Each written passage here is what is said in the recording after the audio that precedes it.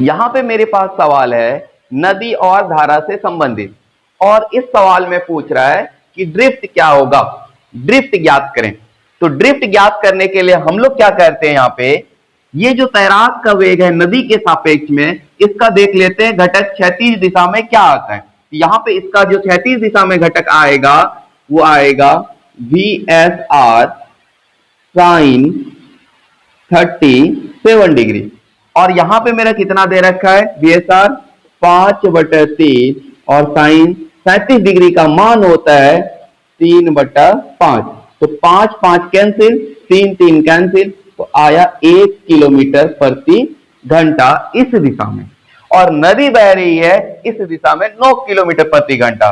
तो ड्रिफ्ट के लिए हम लोग क्या करेंगे, पहले परिणामी वेग देख लेंगे। तो 9 किलोमीटर प्रति घंटा से नदी इधर बह रही है और इस तैराक का एक घटक जो आता है 1 किलोमीटर, तो परिणामी वेग आता है मेरा 9 - 1 8 किलोमीटर प्रति घंटा।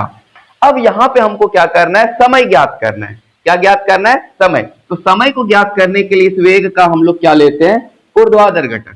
तो ऊर्ध्वाधर घटक वेग का कितना आएगा, VSR cos 37 डिग्री। VSR का मान है 5/3 और cos 37 का मान होता है 4/5।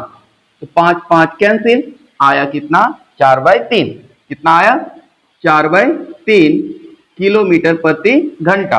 अब यहां पे हमको समय ज्ञात करने के लिए क्या करना होगा, नदी की चौड़ाई जो दे रखी है 5/4 और मेरा जो वेग का ऊर्ध्वाधर घटक है वो आया 4/3। तो यहां पे मेरा क्या हो जाएगा, 5/4 3/4। तो 15 कितना होगा, 16।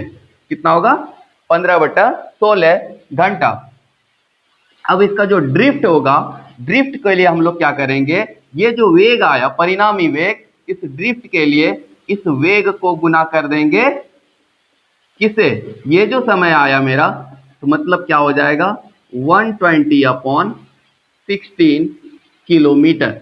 अब ये सवाल आया कि किस दिशा में सर, किस दिशा में, ये इस दिशा में इस B बिंदु से 120/16 किलोमीटर दूरी पर नदी को पार करेगा।